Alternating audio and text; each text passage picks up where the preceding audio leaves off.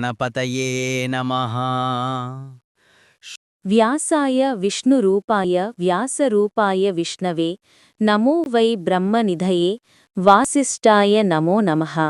జనమేజయ, జరత్కారుడు అని ఒక మునీశ్వరుడున్నాడు. శాంతస్వభావుడు. గృహస్థాశ్రమం స్వీకరించలేదు. అతడొక రోజున ఒకానొక అడవిలో పెద్ద గోతిలో వేలాడుతున్న తన పూర్వీకులను చూశాడు. ఏమిటి ఈ దారుణమని ఆశ్చర్యపోయాడు. అప్పుడా పితలు అన్నారుగదా, నాయనా, నువ్వు త్వరగా వివాహం చేసుకో. అప్పటిదాకా మా పని ఇంతే. ముక్తి లేదు, స్వర్గం లేదు. జరత్కారుడు సమాధానం చెప్పాడు. సనామధేయురాలు, నాకు అతి వివసురాలు అయాచితంగా దొరికితే తప్పకుండా వివాహం చేసుకుంటాను అని మాట ఇచ్చి తీర్థయాత్రలకు బయల్దేరాడు. ఇదిలా ఉండగా కశ్యప ప్రజాపతి భార్యలు కూదోవినతలు ఓ సాయంకాలం వేళ సముద్రతీరంలో విహరిస్తూ అల్లంత దూరాన ఒక దివ్యాశ్వాన్ని చూశారు. దాని రంగు ఏమిటంటే ఏమిటి అనుకున్నారు. శ్వేతాశ్వమంది వినత, కృష్ణవర్ణమంది కద్రువ. వాదులాడుకున్నారు, పందం వేసుకున్నారు, దాసీత్వం పణంగా పెట్టుకున్నారు. రేపొచ్చి దగ్గరకు వెళ్లి చూసి తేల్చుకుందామనుకున్నారు. కద్రువ తన పిల్లలకు రహస్యంగా చెప్పింది. పిల్లపాముల్లారా, మీరు వెళ్ళి గుర్రానికి చుట్టుకొని నల్లగా కనిపించేట్టు చెయ్యండి అంది. దీనికి కొన్ని పాములు అంగీకరించలేదు. జనమేజయుడి యాగంలో అగ్నికి ఆహుతి కమ్మని వారిని శపించింది. తక్కిన పాములు వెళ్ళి గుర్రం తోకకు చుట్టుకొని దాన్ని మాత్రం నల్లగా కనిపించేట్టు చేశాయి. తోడికోడళ్లు వెళ్లి చూసేసరికి తోక నల్లగా కనిపించింది. కద్రువ నెగ్గింది. వినత ఓడిపోయింది. కనుక దాసీత్వం పట్టాలి. దిగులుగా కూర్చున్న తల్లిని చూసి గరుత్మంతుడు వచ్చాడు. కారణమడిగి తెలుసుకున్నాడు. నాయనా, నేను కద్రువకు దాసినయ్యాను.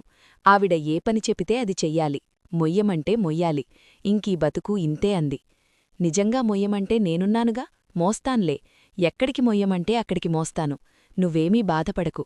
నిన్ను దాస్యంనుంచి విముక్తురాల్ని చేయిస్తాను, రా అంటూ కద్రువ దగ్గరికి తీసుకువెళ్లాడు. పినతల్లిని సోదరులతో సహా భుజానెక్కించుకొని సముద్రం ఆవలి తీరానికి మోసుకువెళ్లాడు గరుడు. అక్కడడిగాడు, పినతల్లి, నా కన్నతల్లికి ఈ దాస్యం ఎలా తొలగిపోతుందో చెప్పు అని అభ్యర్థించాడు. నువ్వు కనుక దేవలోకానికి వెళ్ళి అమృతం తీసుకువచ్చి నా బిడ్డలకు ఇవ్వగలిగితే మీ అమ్మను విముక్తురాల్ని చేస్తాను అని చెప్పింది కద్రువ. గరుత్మంతుడు ఒక్క ఉదుటున ఇంద్రలోకానికి ఎడిరాడు. దేవతలతో హోరాహోరీ యుద్ధం చేశాడు.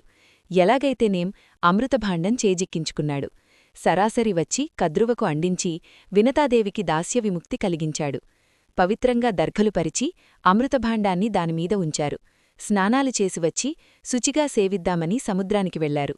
ఇంతలోకి ఇంద్రుడు సుధాభాండాన్ని అపహరించుకుపోయాడు. సుస్నాతులై వచ్చిన సర్పపుత్రులు ఆశగా ఆబగా దర్భలు నాకారు. నాలుకలు చీరుకుపోయాయి. అప్పట్నుంచి సర్పాలు ద్విజిహ్వాలయ్యాయి. అగ్నికి ఆహుతికమ్మని తల్లితో శాపం పొందిన సర్పకుమారులు, వాసుకి ప్రముఖులు అందరూ వెళ్లి బ్రహ్మదేవుణ్ణి శరణువేడారు. ఆయన ఒక ఉపాయం చెప్పాడు. జరత్కారుడనే ఒక మహాముని ఉన్నాడు. తీర్థయాత్రలు చేస్తున్నాడు. అతడికి వాసుకి సోదరి జరత్కారును ఇచ్చి వివాహం చెయ్యండి. అతడు సనామధేయురాల్నే వివాహం చేసుకుంటాడు. జరత్కారువులకు ఆస్తికుడనే కొడుకు పుడతాడు. అతడు మిమ్మల్ని కాపాడుతాడు. వెళ్ళండి అని బ్రహ్మదేవుడు చెప్పి పంపించాడు. వెంటనే వాసుకి అరణ్యాలకు వెళ్లి జరత్కారుణ్ణి వెదికి పట్టుకొని స్వయంగా తన చెల్లెలినిచ్చి వినయంగా వివాహం జరిపించాడు. నాకు అప్రియం చేసిందంటే చాలు, వదిలేస్తాను అనే నియమం పెట్టి జరత్కారుడు ఆమెను స్వీకరించాడు. పర్ణశాల కట్టుకొని కాపురం పెట్టాడు. సుఖంగా సంసారం సాగుతోంది. ఒకరోజున సుష్టుగా మధ్యాహ్న భోజనం చేసి నడుం వాల్చాడు జరత్కారుడు. ఎట్టి పరిస్థితుల్లోనూ నన్ను నిద్రలేపకు అని భార్యకు ఆజ్ఞాపించి గుర్రుకొట్టాడు. సూర్యాస్తమయం అయ్యింది. సంధ్యావందనానికి సమయం సమీపించింది. లేపితే అప్రియం కనుక వదిలేస్తాడు. లేపకపోతే సంధ్యోపాసన చెయ్యని ధర్మలోపం చుట్టుకుంటుంది. ఏమి చెయ్యాలో తోచలేదు ఆ మునిపత్నికి. ఈ రెండింటిలో నరకానికి తీసుకువెళ్లే ధర్మహానికన్నా మొదటిదే మేలనుకుంది. అంతగా వదిలేస్తే మహా అయితే మరణిస్తాను, అంతేగదా, పర్వాలేదు అనుకుని భర్తను నిద్రలేపింది. సాయం సంధ్యకు వేళయ్యింది. లేవండి, లేవండి అంది. లేస్తోనే మండిపడ్డాడు జరత్కారుడు. నిద్రలేపి ఇంత అప్రియం చేస్తావా? నిన్ను వదిలేసి నేను పోతున్నాను. నువ్వు నీ సోదరుడి ఇంటికి పో అన్నాడు.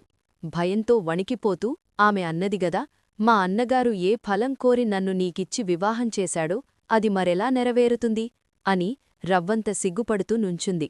చీకు చింతాలేని జరత్కారుడు గుమ్మం దాటబోతూ క్షణం ఆగి ఈ సందేహానికి సమాధానంగా తదస్తి అనేసి వెళ్ళిపోయాడా మునికాంత.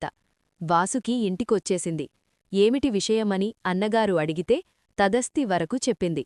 వాసుకి సంతోషించాడు. జరత్కారుడు సత్యసంధుడు కనుక అతడి మాటను విశ్వసించి సోదరిని లాలనగా చూసుకున్నాడు. తర్వాత కొంతకాలానికి సోదరి ప్రసవించింది. మగబిడ్డ పుట్టాడు.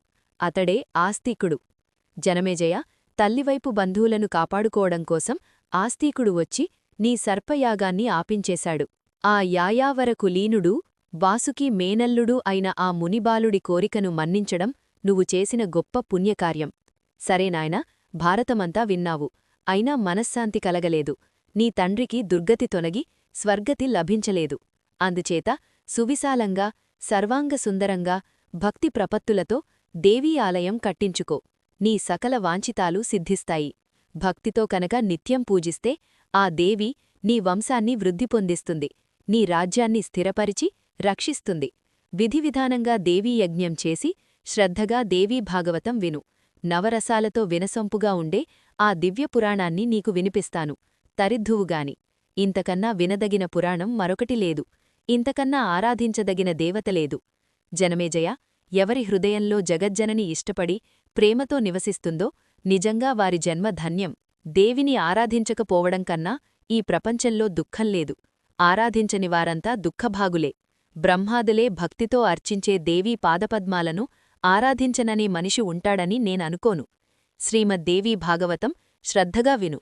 నీకు మనశ్శాంతి లభిస్తుంది. నీ పితృదేవతలు తరించి శాశ్వత పుణ్యలోకాలను పొందుతారు. శ్రీదేవి భాగవతం ఎన్నో అమ్మవారి మహిమలతో కూడిన కథలతో అద్భుతంగా ఉంటుంది మీ ఏన్షియంట్ సిబ్లింగ్స్లో. రోజుకు ఒక ఎపిసోడ్తో వస్తున్నా మమ్మల్ని సబ్స్క్రైబ్ చేయండి, లైక్ చేయండి,